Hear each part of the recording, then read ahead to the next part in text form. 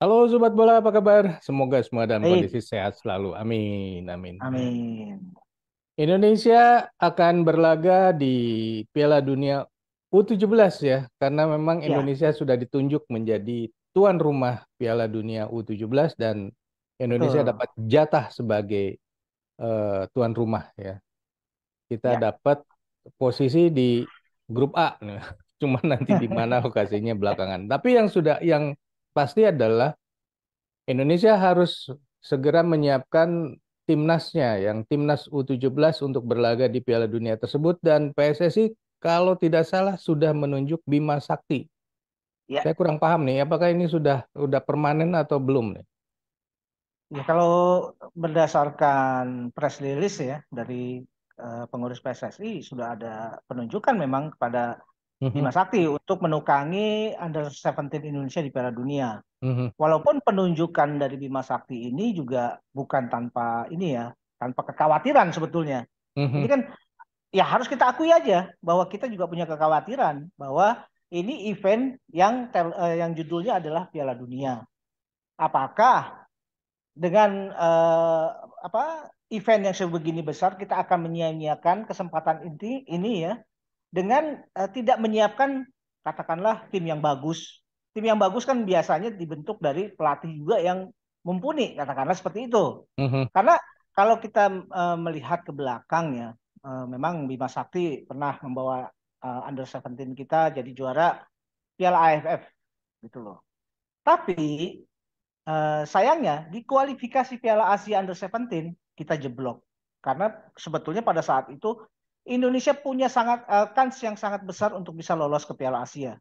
mhm, Sayang di pertandingan terakhir ya, mungkin sebuah kesalahan strategi dan segala macam itu yang menggagalkan Indonesia. Nah, berkaca dari situ sebetulnya saya pikir kekhawatiran itu beralasan. Tapi tentunya PSSI juga punya pertimbangan-pertimbangan lain. Pertimbangannya mungkin ya yang bisa mereka ini ya mereka kumpulkan. Pertama ya Bima Sakti ini pernah bawa Indonesia jadi juara Piala AFF. Kemudian mhm, Bima Sakti juga punya pengalaman menangani pemain-pemain muda. Bima Sakti juga kemarin di SEA Games masuk dalam line up tim kepelatihannya Indra Safri.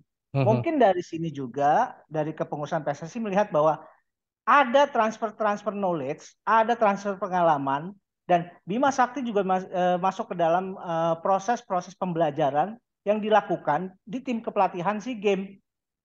Makanya kemudian dari kepengurusan PSSI juga akhirnya menunjuk Bima Sakti. Saya pikir itu baik-baik saja selama mhm. memang penunjukan Bima Sakti ini bukan karena tidak ada pelatih lain gitu loh. Gitu, Bro. Kepaksa ya, karena tersisa cuman ini ya udah ini aja gitu kan. Ah, jangan seperti itu. Itu yang kita khawatirkan, Bro. Tapi memang di media sosial beredar banyak nama sih yang apa yang dianggap bisa lah menjadi pelatih timnas U17 ya. Salah satunya adalah Betul. pelatih dari Garuda Silek ya. Ya, ya memang ada masukan itu ya bahwa kan kita Garuda Select ini ada sebuah apa ya program ya.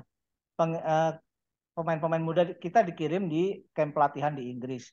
Di situ memang kalau kita lihat dari line up pelatihnya ada Des Walker, kemudian pelatih-pelatih yang di Inggris Dennis Wise yang punya pengalaman begitu bagus di Liga Inggris dan mungkin juga mereka punya sertifikasi kepelatihan yang mungkin lebih lebih kelihatan gitu ya. Mhm. Tapi apapun yang dilakukan oleh PSSI selama itu adalah demi kebaikan dan tidak menyia-nyiakan peluang sebagai kontestan Piala Dunia, saya pikir silakan saja, welcome saja gitu loh.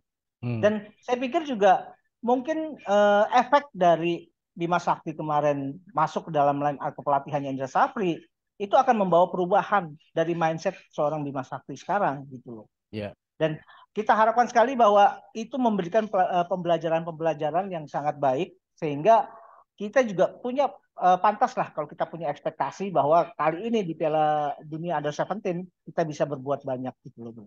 ya, ya memang balik lagi ya kalau ke Mm-mm. Piala Dunia gitu kan lawannya bukan ecek-ecek juga nih, Bu. Pasti, Dari pasti. Asia sudah ini ya, sudah apa namanya? Sudah dipastikan ya ada 4 negara, Mm-mm. yaitu salah satunya Korea Selatan Ya, yang melibas Thailand. betul. Jadi Nah, kayaknya dari Asia Tenggara ya karena Indonesia sebagai tuan rumah, jadi Asia Tenggara hanya diwakili oleh Indonesia ya, saya pikir. ya, ya Uh, Indonesia. jadi jadi saya pikir inilah kesempatan bagi Indonesia, mumpung Indonesia saat ini banyak dipercaya oleh FIFA Mhm, untuk bisa menggelar event-event yang apa boleh dibilang tingkatnya juga udah tingkat dunia. mhm, Keberhasilan Indonesia kemudian menjadi kemarin ya walaupun akhirnya gagal menjadi tuan rumah Piala Dunia Under 20 itu juga kan memberikan nilai poin bahwa setelah FIFA juga melakukan verifikasi mengenai kesiapan, kemudian rangkaian pertandingan-pertandingan yang dihadiri oleh puluhan ribu supporter yang berjalan dengan aman, kemudian Indonesia juga ternyata timnasnya juga bisa berbuat banyak, artinya tidak memalukan dalam hal ini. Tentu ini mhm. juga menjadi bahan pertimbangan buat FIFA untuk menunjuk Indonesia menggantikan Peru gitu loh, Bu. Ya, ya balik ke timnasnya sendiri nih. Mm-mm. Artinya kan tadi sebut bahwa Bima Sakti yang dipilih dan beberapa argumen lah ya, kira-kira seperti Ya, itu. betul. Dan kalau kita berkaca ke kualifikasi Piala Asia U17 waktu itu memang kan Ya, di awal-awalnya di laga-laga sebelumnya itu mentereng lah, tapi kalah betul. gak apa semuanya jadi sia-sia gara-gara laga yang terakhir kita dikalahkan Malaysia dengan skor yang cukup telak. Kalau misalnya kita waktu itu kalahnya cuma 1-0 atau apa selisih cuma 1 gol mungkin masih bisa lolos, tapi karena Ya, golnya selisihnya banyak jadinya akhirnya sia-sia lah gitu.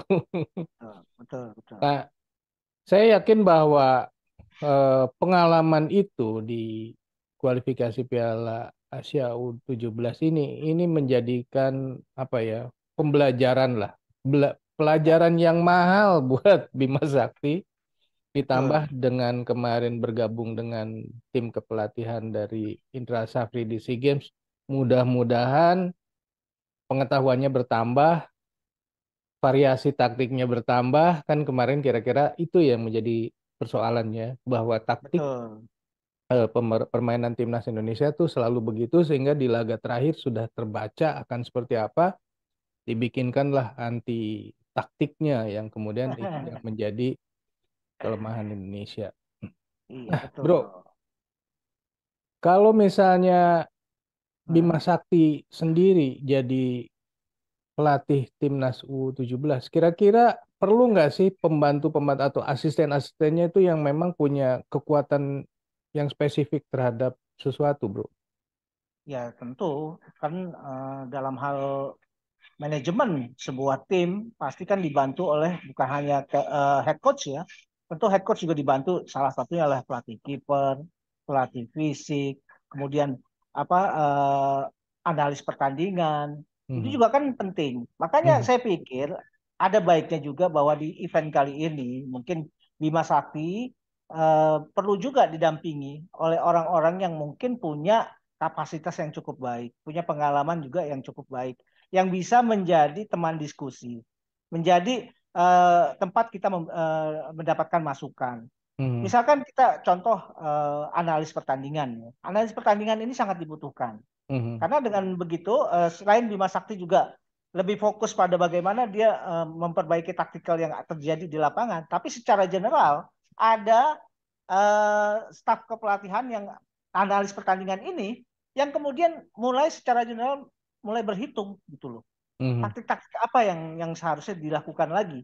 Nah, itu yang mungkin dibutuhkan oleh Bima Sakti untuk melengkapi kekuatan dari tim kepelatihan. Ingat ya bahwa ini adalah event Piala Dunia, jadi tidak bisa main-main gitu loh. Mhm. Nah, sebaiknya event ini dimanfaatkan baik dengan memilih orang-orang juga yang kompeten gitu Ya. bro. Jangan didasarkan pada hubungan kedekatan aja gitu loh. Karena saya lihat gini, walaupun kalau kita melihat pada hasil yang terjadi di SEA Games itu kan Indra Safri didampingi oleh beberapa pelatih yang punya ikatan-ikatan yang katakanlah basicnya sama. Mereka adalah basicnya adalah pemain-pemain Primavera dulu. Mhm. Nah, kalau memang dirasa bahwa komposisi ini juga baik, ya silakan saja. Mungkin Bima Sakti juga bisa mencari dari teman-temannya atau orang-orang yang dianggap punya kompeten untuk bisa melengkapi kekuatan di sisi kepelatihan. Dan jangan melakukan apa-apa jadi sendirian gitu loh, bro. Ya kalau Hmm. kesendirian kayaknya terlalu ini ya. Jagoan banget gitu loh, kayak Superman. Ya, pasti dia akan didampingi oleh asisten-asistennya, cuman asistennya ini siapa? Karena kan jadinya ada 3 timnas nih, mau nggak mau. Indra Safri juga pasti harus punya asistennya sendiri nanti, ya kan? Betul. STY juga Betul. demikian. Jadi ada 3 tim yang utuh ya masing-masing. Nah, bro, ini di media sosial kan banyak sekali bertebaran informasi mengenai pemain-pemain keturunan Indonesia di luar negeri. Ya, Yang usianya itu memang di bawah 17 ya. Artinya apa? Artinya kan kalau mereka memang keturunan dan orang tuanya orang Indonesia, maka kalau disebut sebagai naturalisasi ini nggak perlu naturalisasi, tinggal mereka mengambil keputusan mau main di Indonesia atau enggak kan kira-kira seperti itu. betul. Betul. Pertanyaannya, apakah Bima Sakti punya apa ya, punya minat gitu ya Mm. untuk menggunakan pemain-pemain keturunan Indonesia yang ada di luar negeri? Iya, memang kalau kita melihat jadwal pelaksanaan Piala Dunia itu kan di bulan November. Dan ini sebetulnya tenggat waktu yang agak dekat sebetulnya nih. Nah, apalagi ada rencana-rencana timeline yang akan dilakukan oleh Bima Sakti dan kawan-kawan, katakanlah seperti itu ya. Mhm. Di bulan Juli mereka melakukan seleksi dan seleksi ini kabarnya juga akan dilakukan di 9 kota dan itu Mhm. pasti kan apalagi yang namanya proses seleksi ini diharapkan benar-benar seleksi yang mumpuni ya, seleksi yang benar-benar bisa menjaring talenta-talenta yang cukup cukup baik lah. Mhm. Nah, dari Juli ke Agustus kemudian mereka sudah melakukan TC di Indonesia. Mhm. September, Oktober mereka melakukan TC di luar negeri. Mhm. Baru di bulan November mereka bermain. Nah, Mhm. dengan rentetan waktu yang begitu pendek, saya pikir memang kalau memang ada apa masukan-masukan mengenai pemain-pemain keturunan Indonesia yang bermain di luar, nah, apakah Bima punya punya preferensi yang sama, minat yang sama untuk bisa memakai seperti STY? Ya itu tergantung dari Bima Saktinya sendiri, gitu loh. Mhm. Kalau saya melihat sih mungkin ya Bima Sakti itu belum seperti STY katakanlah ya. Yang Mhm. memang dari sejak awal dia punya keinginan untuk merekrut pemain-pemain keturunan Indonesia untuk Mhm. mendongkrak salah satunya. Mhm. Dan syukur-syukur sudah kelihatan ya bahwa ada pemain naturalisasi yang bisa dimainkan dan terlihat bisa mengangkat permainan Indonesia kualitasnya. Nah, untuk U17 kayaknya saya belum melihat bahwa Bima Sakti punya minat ke arah situ, bro. Ya, ya. Sebenarnya udah bisa ditebak ya. Iya. Tapi walaupun selama ini selalu disamarkan. Oke, Sobat Bola, itulah obrolan kita mengenai penunjukan Bima Sakti sebagai eh, head coach, apa pelatih utama dari Timnas Indonesia U17 ya. Menurut Sobat sendiri, ini pemilihan atau penunjukan yang tepat atau belum? Kalau sudah tepat, apa alasannya? Kalau belum, kenapa? Silakan tulis di kolom komentar. Kita akhiri dulu obrolan kita lanjut di video yang akan datang. Sampai jumpa, bye. Thank you, bro.